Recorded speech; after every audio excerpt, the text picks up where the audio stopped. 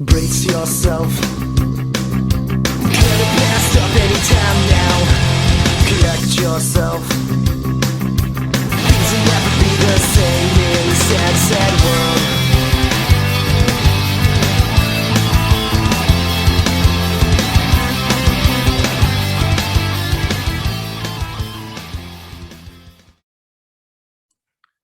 Welcome, everybody, to part two of our lesson, The Two Hungers. This part of the lesson will have 4 videos, but none of them are very long. So watch this and the 3 that follow it in the playlist.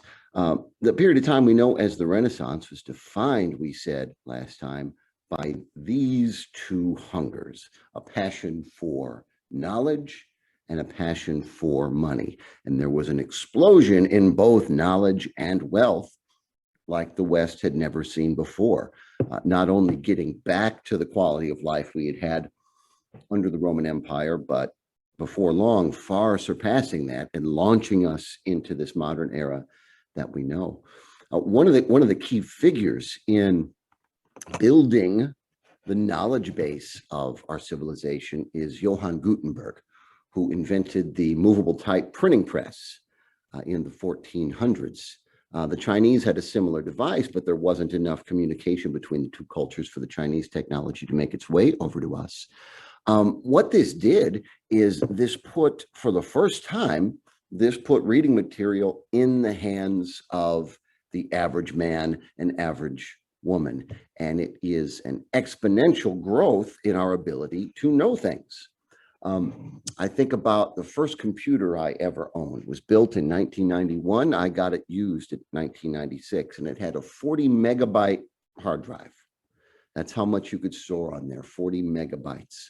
To put that in perspective, my copy of my MP4 copy of Star Wars Episode 9 is 2.7 gigabytes.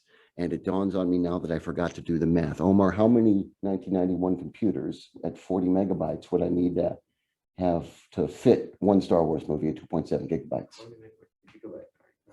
Gigabyte is 1,000 megs.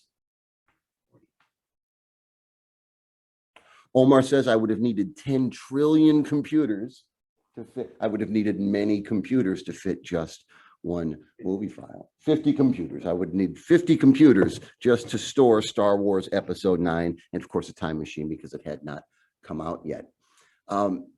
Now I have a portable hard drive with 4 terabytes of storage space on it.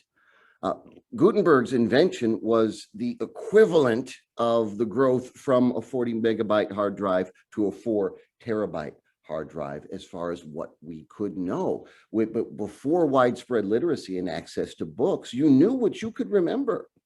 And if you wanted to know something and you turned to Omar behind you and he didn't know either, it was just too bad.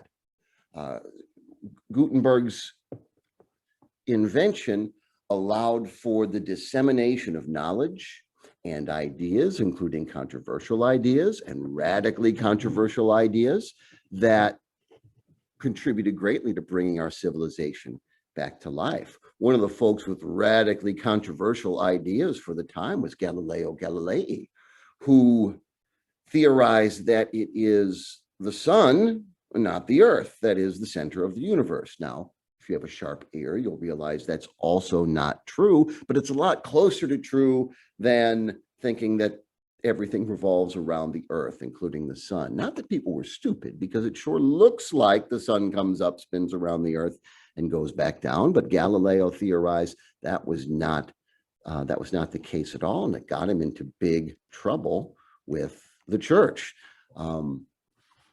Because Galileo's theories seem to go against the picture of the universe painted by the Bible, which really does seem to portray the earth as the center, with a dome above the earth and the sun on top of the dome traveling in a circle around the earth, and there are hinges in the domes and called the floodgates, and the waters pour down from there. And Galileo said, no, I don't believe that's how it is. And his response, he wasn't rejecting the faith. His response was, the Bible's job is to tell us how to go to heaven, not how the heavens go. And he was condemned by the church, and lived in, forced to recant and lived in under house arrest for the rest of his days.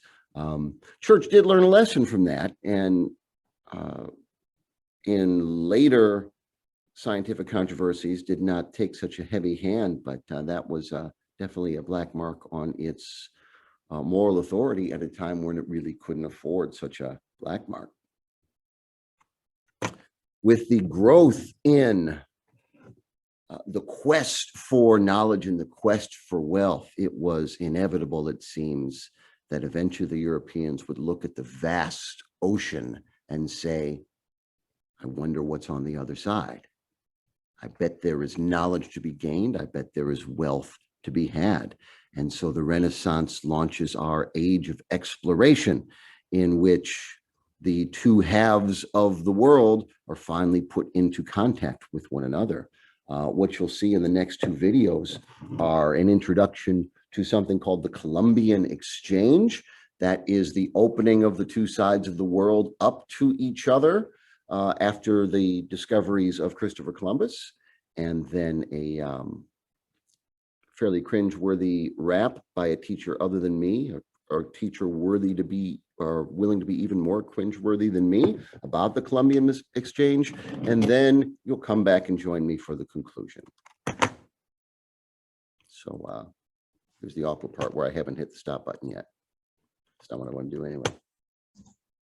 Hey, no, I'm still here. So ignore that thing where I just said that there would be 4 videos part of this lesson. There's only going to be 3. Let me just set this up real quick, because I think you know where the next part is going. We don't have to spend a ton of time. You don't have to watch a full crash course video. Let me just set it up for a minute, and we'll make this simpler for you. Yeah, the Renaissance drive, those 2 hungers, the hunger for wealth and the hunger for knowledge, that's what drives Europeans to begin what we call the age of exploration.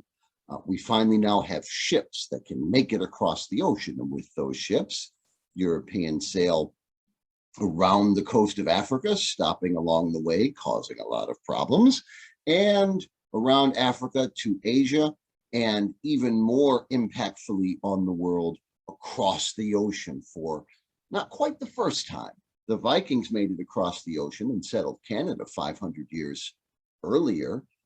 But the thing about Vikings is they don't play well with others. The community didn't thrive, and they didn't let the rest of Europe in on the fact that there was a whole other side to the world. So it's during the Renaissance, and you know the old rhyme, maybe 1492, Columbus sailed the ocean blue. It's during the Renaissance that the two halves of the world discover each other. And for the first time in human history now, the entire world is united in a single network of communication. This age of exploration, the European voyage across the ocean and around the world, is motivated by 3 G's, 3 things that start with the letter G. The first is gold. They want to know what's of value in other places, and they want it to be theirs and not yours. So gold sends people across the ocean. The second is God. There are people who are motivated by their religious faith, by the desire to spread Christianity. The thought is, if there are people on the other side of the world who we've never met before, that means they've never heard the gospel of Jesus Christ before, and they haven't been baptized. So we must sail across the ocean to make them into Christians and save their souls. And if there's some gold to be found too, that's no problem. That's no problem. That's a bonus. We've got gold as a motivator, God as a motivator, and the third is glory, national glory. And here, I want you to hear this very closely, because this idea may strike you, hopefully strikes you as toxic, but it's going to be hugely impactful. The operating theory of the European explorers at the time is that the people on the other side of the world, our side of the world, the natives of America, because they are not Christian, they do not have the right to establish governments and rule their own territory. Instead, we as Europeans, it is argued, have the right to take their land and make it our own. And so the explorers want to plant their flag and say, it doesn't matter that people already live here and have for thousands of years. They're not Christians, so they don't count. Therefore, I can plant my flag and say this territory belongs to Spain or Portugal, France, England, for the glory of my nation. This idea will lead to the death of 90% of the people who live on this half of the world. It won't go unchallenged, and that's one of the things we'll hear about in part 3.